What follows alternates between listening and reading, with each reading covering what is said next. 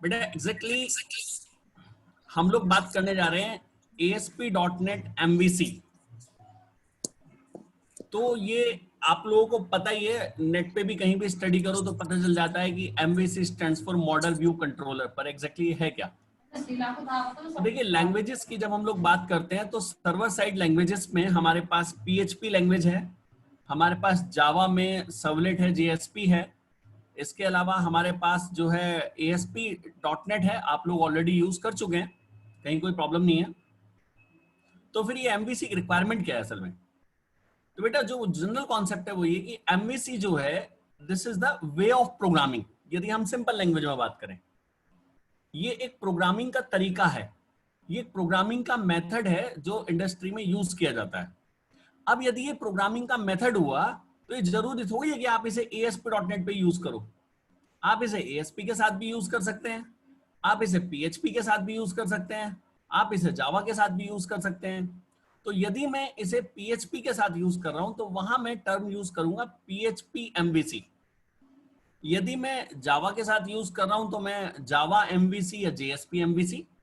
और हम लोग यहां डिस्कस करने जा रहे हैं ASP के साथ, तो इसीलिए हम पूरा वर्ड यूज करते हैं ASP.NET MVC। कॉन्सेप्ट हमारे ASP.NET के ही रहेंगे, बस जो हमारी प्रोग्रामिंग करने का मेथड है वो हमारा चेंज हो जाएगा। तो उसको हम लोग मॉडल व्यू और कंट्रोलर की हेल्प से इंप्लीमेंट करेंगे। तो दिस इज ASP.NET MVC। हम लोग जो डिस्कस करेंगे थोड़ा सा प्रोटोकॉल के बारे में बात करेंगे, HTTP प्रोटोकॉल। इसके अलावा MVC का पैटर्न एग्जैक्टली क्या होता है, ASP.NET MVC क्या है, उसका ASP.NEट से हम कंपैरिजन करेंगे और MVC के एडवांटेजेस देखेंगे, किस तरीके से ASP.NEट में प्रोजेक्ट बनाया जाता है। और एक बहुत इंपॉर्टेंट पार्ट है बेटा NuGet पैकेज मैनेजर। ये विजुअल स्टूडियो में है आपका। आपको यदि थर्ड पार्टी लाइब्रेरी यूज करनी है तो थर्ड पार्टी लाइब्रेरी का मतलब एक पार्टी तो हो गए आप, सेकंड पार्टी होगा माइक्रोसॉफ्ट, थर्ड पार्टी का मतलब है किसी तीसरे की। तो कोई लाइब्रेरी यूज करनी है तो उसके लिए आज हमारे पास बहुत बहुत सारी लाइब्रेरीज अवेलेबल है। तो उसके लिए हम लोग NuGet पैकेज मैनेजमेंट यूज करते हैं और ग्लिम्स का भी कॉन्सेप्ट हमारा यूज किया जाता है। सबसे पहले HTTP प्रोटोकॉल की बात करें, आप कोई भी वेबसाइट ओपन करते हैं, आप लिखते हैं www.abc.com, तो लेफ्ट हैंड साइड पे अपने आप HTTP या HTTPS लिखा हुआ आ जाता है। तो HTTP एग्जैक्टली क्या है, हाइपर टेक्स्ट ट्रांसफर प्रोटोकॉल है। किस वे में काम करता है, सीधी सी बात काम करता है, उसको कुछ और समझ में नहीं आता। ब्राउजर एक रिक्वेस्ट भेजेगा और हमेशा in all cases he expect करेगा कि ब्राउजर्स को जब रिप्लाई मिले यानी रेस्पॉन्स मिले तो वो रेस्पॉन्स आपका HTML हो। हाइपर टेक्स्ट मार्कअप लैंग्वेज और उसके लिए protocol hyper text transfer protocol. नाम से ही समझो हाइपर टेक्स्ट ट्रांसफर प्रोटोकॉल।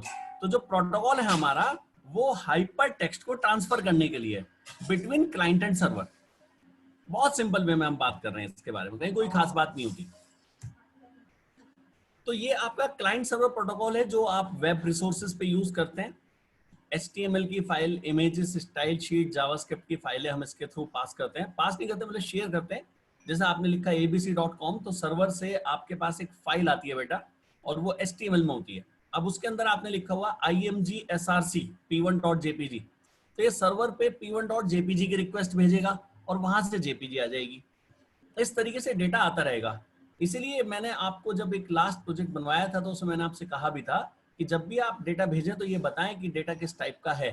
तो इमेजेस हम भेजते हैं तो हम लोग माइम टाइप बताते हैं image/jpg। PDF फाइल है तो application/pdf, जिससे कि ब्राउजर को पता चल जाए। बाय डिफॉल्ट ब्राउजर ये मान के चलता है आप HTML भेज रहे हैं। HTTP हमारा जो है वो रिक्वेस्ट रेस्पॉन्स मॉडल पे बेस्ड है। टेक्स्ट बेस्ड इसका फॉर्मेट होता है। HTML आप सबको आता है, टेक्स्ट बेस्ड है वो अपने आप में।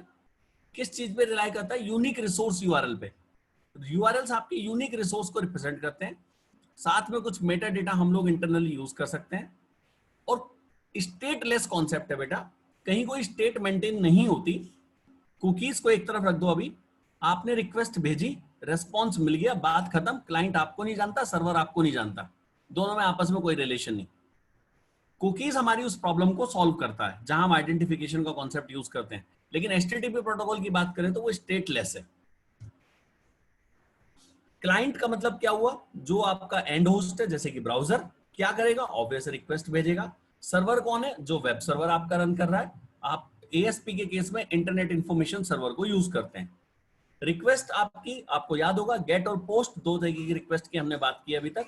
तो गेट रिक्वेस्ट हमारी जाती है, जैसे एक रिक्वेस्ट गई index.html की HTTP प्रोटोकॉल 1.0 को यूज करके, वहां से रिस्पॉन्स आया 200 okay. This is the most important point.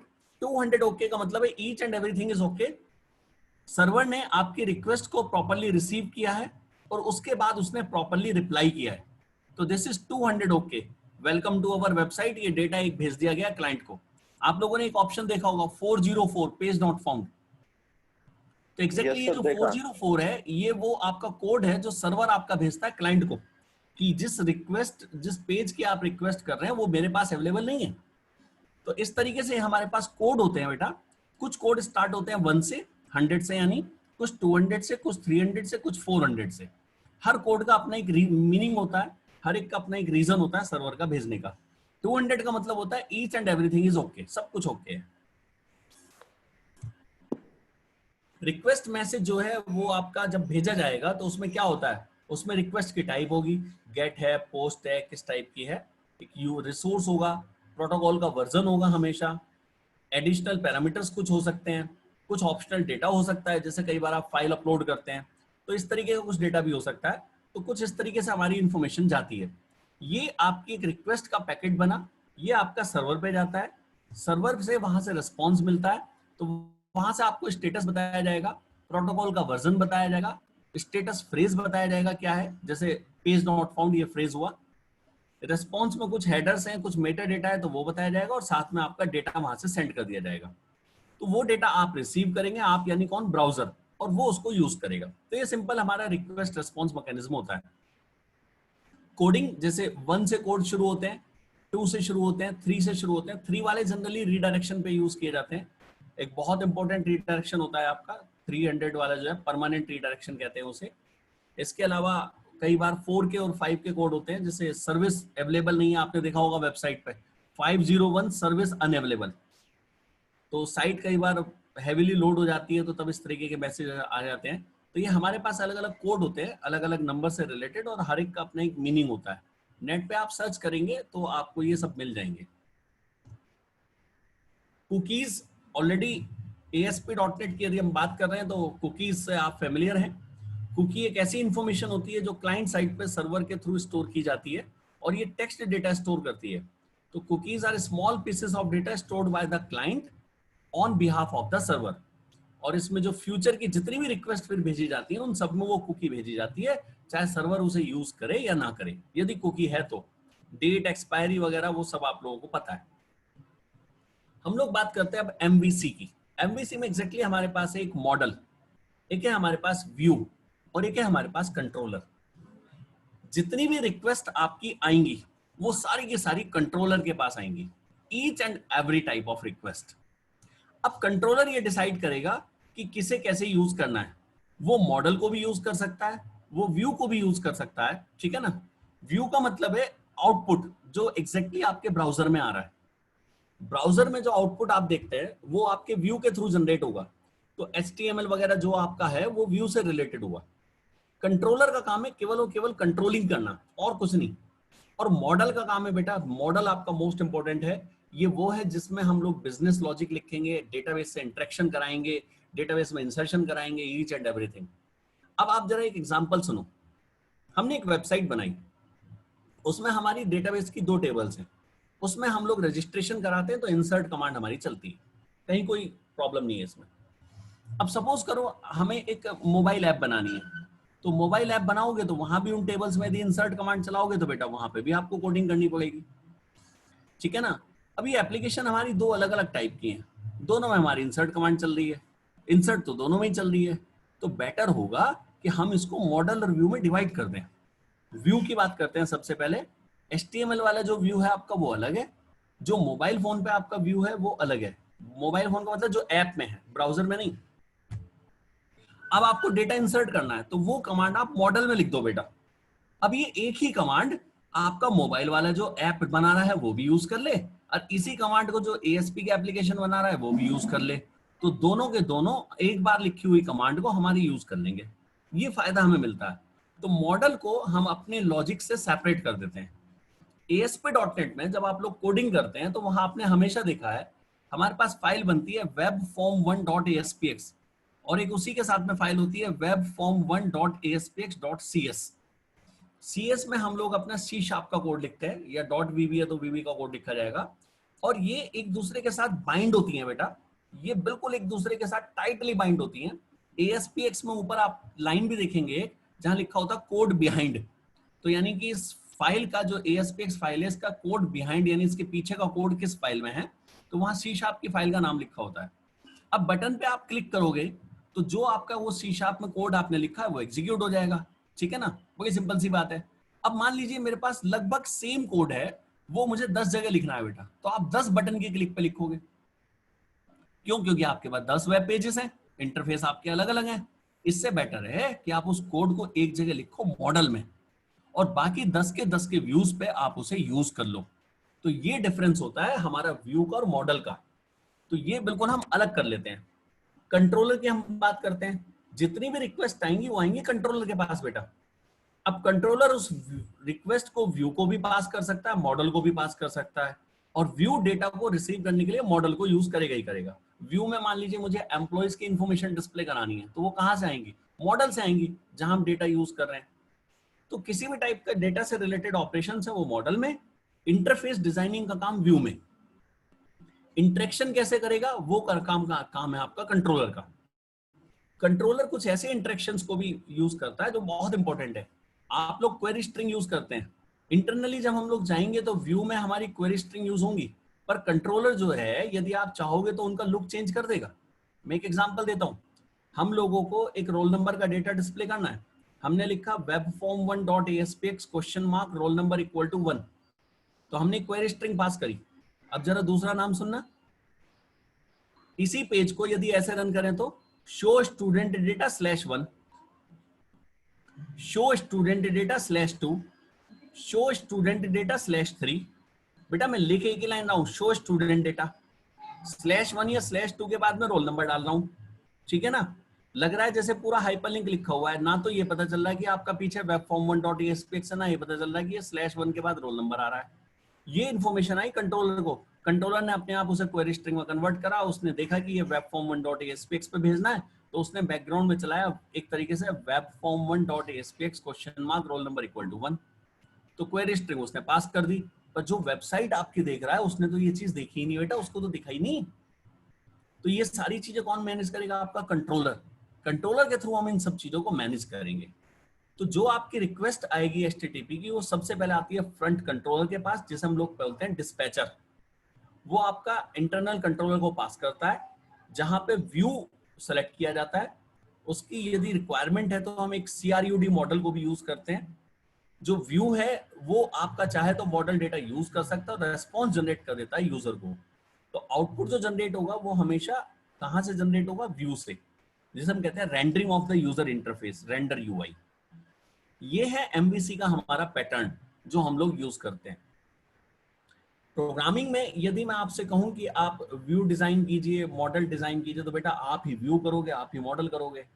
पर बड़ा प्रोजेक्ट यदि आप बना रहे हैं बेटा लार्ज ऑर्गेनाइजेशन के अंदर, तो वहां पे टीम वर्क होता है। तो वहां ये नहीं कहा जा सकता कि भाई आप व्यू बना लो आप मॉडल बना लो, क्योंकि दोनों एक साथ यूज हो रहे हैं। लेकिन जब हम लोग एक एंटरप्राइज ऑर्गेनाइजेशन में एंटरप्राइज प्रोजेक्ट की बात करते हैं, तो वहां पे हम लोग इन पार्ट्स को सेपरेट कर सकते हैं। हम व्यू को अलग रख सकते हैं, मॉडल को अलग रख सकते हैं, और दो अलग अलग लोग इस पर पैरेलली काम कर सकते हैं। तो जो काम पहले आपका 2 डेज में हो रहा था, अब वो सिंगल डे में परफॉर्म हो जाएगा। तो आपको स्पीड भी बढ़िया मिलती है, ये भी फायदा आपको यहाँ पे मिलता है। ये है MVC पैटर्न का हमारा फायदा। ये अपने आप में एक सॉफ्टवेयर आर्किटेक्चर पैटर्न है। अभी मैंने आपको बताया एग्जैक्टली क्या है, the way of programming, simple. तो this is a software architecture pattern. Architecture एक सॉफ्टवेयर का, इसके अलावा कुछ नहीं। ये 1970s में फॉर्मुलेट किया गया था बेटा, ठीक है ना। स्मॉल टॉक एक लैंग्वेज आती है जिसको हम लोग ऑब्जेक्ट ओरिएंटेड लैंग्वेजेस में बड़ी रेस्पेक्ट देते हैं, क्योंकि उसमें स्मॉल टॉक के सारे रूल्स को फॉलो किया गया था। तो जो स्मॉल टॉक लैंग्वेज है हमारे पास, उसी में इसको ओरिजिनली डेवलप किया गया था, लेकिन उस समय इतना फेमस नहीं हो पाया। कोड रीयूजेबिलिटी, सेपरेशन का कॉन्सेप्ट था, और ओरिजिनली डेवलप किस लिए किया गया था बेटा? डेस्कटॉप के लिए। क्यों? क्योंकि उस समय तो इंटरनेट होता ही नहीं था। बहुत पुरानी बात कर रहे हैं हम, 1970s में। आप में से बहुत सारे लोग पैदा भी नहीं होंगे, तब की बात हो रही है। तो इंटरनेट नहीं था उस कोई समय। भी नहीं होगा। तो ये जो हमारा कॉन्सेप्ट स्टार्ट हुआ था, डेस्कटॉप एप्लीकेशंस के लिए स्टार्ट हुआ था, बाद में इसको इंटरनेट के लिए अडॉप्ट किया गया है। बहुत सारे हमारे पास क्लासेस होती हैं जो आपके बिजनेस डेटा को रिप्रेजेंट करती हैं। रूल्स होते हैं बेटा, जो टाइम टू टाइम कई बार चेंज भी हो सकते हैं। डेटा के वैलिडेशन रूल्स होते हैं, ठीक है ना। एनकैप्सुलेट करते हैं आप डेटा को डेटाबेस से रिलेटेड। इसके अलावा डेटा एक्सेस लेयर्स होती हैं अलग अलग। तो सारी चीजें हम यहाँ पे बड़े प्रॉपर वे में डिफाइन कर सकते हैं। इस चीज से कोई मतलब नहीं है कि कौन किसको किस तरीके से यूज कर रहा है। मैं और बेटा इसको थोड़ा डेप्थ में जाके बताऊं तो एक एग्जांपल और सुनो। या आपने जो डेटा का कॉन्सेप्ट डिजाइन किया, उसको आप लैंग्वेज इंडिपेंडेंट भी डिजाइन कर सकते हैं। यानी कि उसको ASP.NET वाला पर्सन, जावा वाला पर्सन या PHP वाला पर्सन, कोई भी किसी भी व्यू की हेल्प से यूज कर सकता है। यहां तक इसमें कॉन्सेप्ट होते हैं। तो ये बहुत अच्छा आर्किटेक्चर है जो डिजाइन किया गया है। Defines how the applications user interface will be displayed. Support master views, जैसे मास्टर पेज आपके होते तो उस तरीके से आप मास्टर व्यूज बना सकते हैं, सब व्यूज बना सकते हैं। और टेम्पलेट हम लोग यूज कर सकते हैं डायनामिकली HTML जनरेट करने के लिए। तो जो हमारी ASP में फीचर्स थी वो हमारी इसी टाइप से रहेंगी, बस थोड़ा सा उनका फॉर्म चेंज होगा। कोर MVC का जो कॉन्सेप्ट है वो अभी मैंने आपके साथ डिस्कस किया। Process the request with the help of views and models. Controller तो केवल इंटरेक्शन के लिए, जो मेन है आपका वो है view and model. A set of classes, बहुत सारी क्लासेस होंगी आपकी for the purpose of communication from the user. Application का फ्लो आप डिसाइड करेंगे, एप्लीकेशन लॉजिक इंप्लीमेंट करेंगे, और जितने भी कंट्रोलर्स होंगे हर एक में एक या एक से ज्यादा एक्शंस यूज किए जाएंगे। जितनी भी रिक्वेस्ट हैं वो सब रूट की जाएंगी। ये टर्म जरा याद रखो, ये आपकी प्रोग्रामिंग में यूज होनी है। इनकमिंग रिक्वेस्ट रूट की जाएंगी, राउटेड टू कंट्रोलर। रूट जो है कंट्रोलर के पास भेजा जाएगा, जैसे HTTP request. Controller process the request and create presentation model. Controller आपका रिक्वेस्ट को प्रोसेस करेगा, एक प्रेजेंटेशन मॉडल बनाएगा। Controller also select appropriate view. Controller ही आपके व्यू को सेलेक्ट करेगा। उसके बाद ये जो मॉडल है ये पास किया जाएगा आपके व्यू को। व्यू उस मॉडल को ट्रांसफॉर्म करेगा HTML की हेल्प से, और HTML में HTTP का रेस्पॉन्स फिर वो सेंड कर देगा। तो जो यूजर का जो इंटरेक्शन है रेस्पॉन्स के फॉर्म में वो व्यू से हुआ, रिक्वेस्ट आई कंट्रोलर के ऊपर, और कंट्रोलर बीच में यूज कर रहा है मॉडल और व्यू को, वो डेटा पास कर रहा है, और मॉडल और व्यू आपस में एक दूसरे से कम्युनिकेट कर रहे हैं। ये है बेटा हमारा पैटर्न। यूजर ने एक रिक्वेस्ट की किसी पेज की, फ्रंट कंट्रोलर डिस्पैचर के पास वो रिक्वेस्ट पहुंची। इसके बाद वो डेलीगेट रिक्वेस्ट जो है कंट्रोलर के पास की गई। वहां हमारे पास CRUD मॉडल है, और हमारे पास व्यू है जो रेंडरिंग करेगा। व्यू से और मॉडल के बीच में कम्युनिकेशन हो सकता है यदि डेटा कुछ फैच करना है, और उसके बाद आपका व्यू रेस्पॉन्स भेजेगा यूजर को। ये ध्यान रखना है, रिक्वेस्ट आएगी कंट्रोलर पे, लेकिन रेस्पॉन्स भेजेगा व्यू, कंट्रोलर नहीं भेजेगा। ये हमेशा ध्यान रखना। MVC फ्रेमवर्क की बात करें बेटा, बहुत सारे फ्रेमवर्क है। मैंने आपसे कहा अलग अलग लैंग्वेजेस में यूज होते हैं। जैसे PHP में हमारे पास है केक PHP, कोड इग्निटर। जावा में स्प्रिंग है, पर लैंग्वेज में कैटलिस्ट है, डांसर है। पाइथन लैंग्वेज आपने सुनी होगी तो डिजेंगो, फ्लास्क, ग्रोक। रूबी हमारे पास Ruby on Rails, Camping, Nitro, Sinatra. JavaScript में एंगुलर का कॉन्सेप्ट है। एंगुलर JS तो अब पुराना हो गया बेटा। जावास्क्रिप्ट MVC में हमारे पास है, और ASP में हमारे पास है ASP.NET MVC, जो एग्जैक्टली हम लोगों को यूज करना है।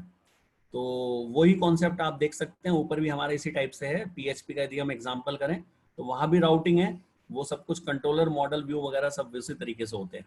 तो कॉन्सेप्ट सब यही रहता है, लैंग्वेज आपकी बदल जाएगी।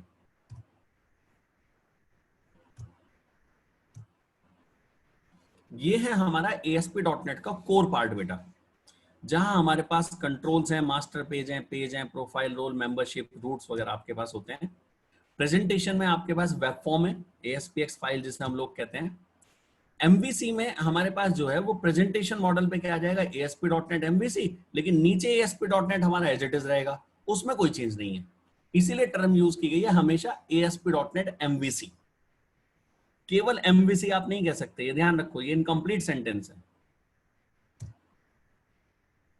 बेनिफिट स्टेबल है बेटा, मैच्योर है, controls third party controls tools को सपोर्ट करता है, इवेंट ड्रिवन वेब डेवलपमेंट है, पोस्ट बैक की फीचर है, view state less control over the HTML के साथ में जो है उस पर कंट्रोल बहुत कम करना पड़ता है हमें, ठीक है ना। ASP.NET में मैं आपसे कहूँ मोबाइल कंपेटेबल वेबसाइट डिजाइन करो तो आपको बड़ा डिजाइनिंग का कॉन्सेप्ट इंप्लीमेंट करने पड़ेंगे।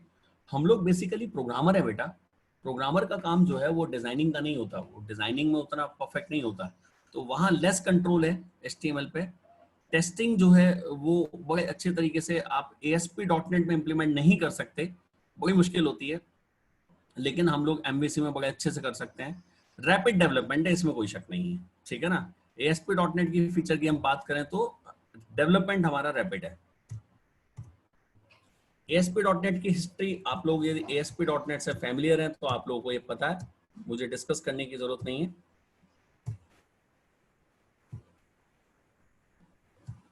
ASP.NEट की वेबसाइट में हमारे पास देखो कॉन्सेप्ट किस तरीके से चल रहे हैं।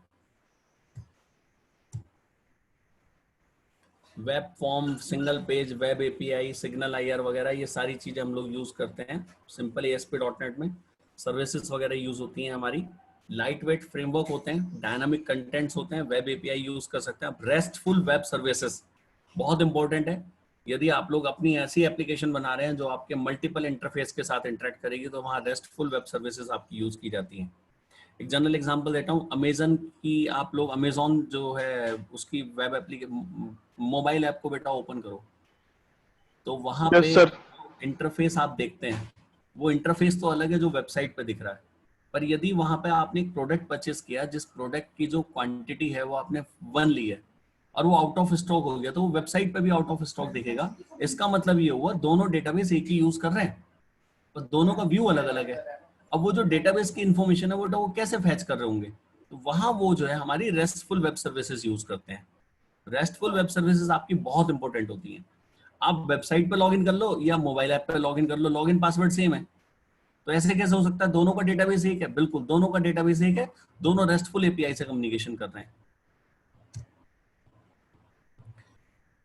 MVC जब ASP.NET के बाद आता है तो कुछ चीजें आपको याद रखनी है। Runs on top of ASP.NET, not a replacement of web form, leverage the benefit of ASP.NET, embrace the web, ठीक है ना। सर्च इंजन ऑप्टिमाइजेशन से रिलेटेड जो फ्रेंडली URLs होते हैं वो सब आप यहाँ पे जनरेट कर सकते हैं। रेस्ट के कॉन्सेप्ट को आप आसानी से इंप्लीमेंट कर सकते हैं और MVC का पूरा पैटर्न आपका फॉलो किया जाता है। टाइट कंट्रोल्स है, टेस्टेबल है बेटा। कल टेस्टिंग में कुछ डिस्कशन चल रहे थे तो वहां थोड़ा सा आप कंफ्यूज हो रहे थे। देखिए मैं बताता हूँ, सपोज करो आप एक वेबसाइट का या किसी सॉफ्टवेयर का मॉड्यूल बना रहे हैं। एक मॉड्यूल मैं बना रहा हूँ बेटा, एक मॉड्यूल हम दोनों का कोई फ्रेंड बना रहा है, तो 3 मॉड्यूल्स हुए हमारे पास। तो आप अपने मॉड्यूल को टेस्ट करो, मैं अपने मॉड्यूल को टेस्ट करूंगा, वो अपने मॉड्यूल को टेस्ट करेगा, तो इसे हम कहेंगे यूनिट टेस्टिंग। यूनिट टेस्टिंग का मतलब होता है एक इंडिविजुअल अपने अपने मॉड्यूल्स को टेस्ट करना, और यदि इनको आप कंबाइंड करेंगे तो उसे हम कहेंगे इंटीग्रेशन टेस्टिंग, कि जब एक दूसरे के साथ में मॉड्यूल ये कम्युनिकेट कर रहे हैं तो वहां प्रॉपरली इंटीग्रेशन है या नहीं है, तो that is known as integration testing. तो टेस्टिंग इस तरीके से होती है। तो यहाँ पे टेस्टिंग को आप बहुत आसानी से परफॉर्म कर सकते हैं। इसके अलावा एक रेजर व्यू इंजन आएगा बेटा, जब हम लोग इसमें वर्किंग वाइज आएंगे तो वहां डिस्कस करेंगे तो ये वाली टर्म, और आप अपनी करंट स्किल्स को एज इट इज यूज कर सकते हैं, आपको कुछ अलग से सीखने की जरूरत नहीं है। आपको लिनक्यू, C# जो भी कुछ आता है, एप्लीकेशन बेस्ड कॉन्सेप्ट है। यहाँ वो कॉन्सेप्ट नहीं है जैसे PHP में होता है बेटा। PHP तो स्क्रिप्ट है, जबकि ASP.NET आपको पता ही एप्लीकेशन बेस्ड कॉन्सेप्ट को फॉलो करती है। तो यहाँ पे जो सबसे बड़ा फायदा हमें मिलता है वो मिलता है MVC के साथ में ASP.NET का। PHP में आदमी काम करता है, बड़ा पक जाता है यदि ASP.NET में उसने काम किया हुआ है तो, पर यदि PHP वाले को ASP में लेके आओ तो उसे बड़ा मजा आता है। तो ASP.NET का जो आर्किटेक्चर उन्होंने डिजाइन किया है सर्वर साइड कंट्रोल्स की हेल्प से, वो बहुत अच्छा है, बहुत पावरफुल है। ASP.NET की जो स्टार्ट है बेटा MVC के साथ में, ये February 2007 में हमारी स्टार्ट हुई थी। उसके बाद 2009 में फिर नेक्स्ट वर्जन आया इसका, फिर 2010, 2011, 12, 13, ठीक है ना। ASP.NET 6 जो है वो अब हमारे पास अवेलेबल है, जिसे हम लोग यूज करते हैं। Separation of concern, each component has one responsibility, हर एक की अपनी अपनी अपनी रिस्पॉन्सिबिलिटी है। सिंगल रिस्पॉन्सिबिलिटी प्रिंसिपल है। डोंट रिपीट योरसेल्फ, अपने आप को रिपीट मत करो, एक ही काम को बार बार करने से कोई फायदा नहीं है। मोर इजीली टेस्टेबल, टेस्टिंग करना आसान है। हेल्प विद कंकरेंट डेवलपमेंट, अभी मैंने एग्जांपल दिया था, मल्टीपल प्रोग्रामर्स एक साथ मिलकर काम कर सकते हैं, पैरेलल प्रोग्रामिंग होती है यहाँ पे। तो performing task concurrently, one developer work on views, another works on controllers. एक डेवलपर व्यू पे काम कर सकता है जो डिजाइनर, और बाकी सारे कोडर जो हैं वो कंट्रोलर्स पे काम करेंगे। Replace any component of the system, interface based architecture है। इन फ्यूचर हमें किसी कंपोनेंट को चेंज करना है हम आसानी से चेंज कर सकते हैं। किसी भी चीज को रिप्लेस किया जा सकता है या एक्सटेंड किया जा सकता है, बहुत इजी होता है यहाँ पर ये वर्किंग करना। तो ये सारी चीजों के साथ में इन्हें यूज किया जाता है। और बेटा इनमें मैक्सिमम केस में इंटरनली एजेक्स का कॉन्सेप्ट इंप्लीमेंट होता है। वेब में एजेक्स को आज आप इग्नोर नहीं कर सकते। तो ASP.NET में एजेक्स उतना पावरफुल नहीं था। MVC का जो मॉडल हमारा डिजाइन होता है उसमें मैक्सिमम रिक्वेस्ट रिस्पॉन्स हमारे एजेक्स के थ्रू परफॉर्म होते हैं। तो लाइट वेट मॉडल है, क्लाइंट और सर्वर के बीच में कम्युनिकेशन होता है, तो इसलिए स्पीड हमें फास्ट मिलती है। ADO.NET वगैरह सब आप एज इट इज यूज कर सकते हैं विदाउट एनी चेंज। रेस्ट मैंने बताया आपको, वो सब कुछ हमारे पास अवेलेबल है। फ्रेंडलियर टू ह्यूमंस, ये मैं एग्जांपल आपको दे चुका हूं, जैसे मैंने यहाँ पे लिखा product.aspx catalog id 123 post.php id equal to 123, इसकी जगह सिंपल ऐसे लिख दो product/chocolate, तो ज्यादा इजी रहता है। तो उससे जो है सर्च इंजन जो होते हैं उनके जो वेब क्रॉलर्स होते हैं उनके लिए भी वर्क करना आसान है। तो आपकी जो वेबसाइट है वो सर्च इंजन ऑप्टिमाइज्ड होती है, तो सर्च इंजन उसको आसानी से हैंडल कर सकता है। इसके अलावा ये कुछ URLs हैं जहां हम लोग इनके बारे में डिटेल्स देख सकते हैं। ये आपको नेट पे भी सर्च करेंगे तो आप मिल जाएंगे। ये है बेटा वो मॉडल जो हम बार बार डिस्कस कर रहे हैं। तो अब कई बार हम डिस्कस कर चुके हैं, तो मुझे नहीं लगता कि इसमें कुछ कंफ्यूजन आपको होगा, ठीक है ना। तो ये था। बाकी तो विजुअल स्टूडियो 2019 से रिलेटेड है। तो यहाँ तक यदि आपकी कोई क्वेरी है तो वो आप मुझसे पूछिए, आई विल एक्सप्लेन।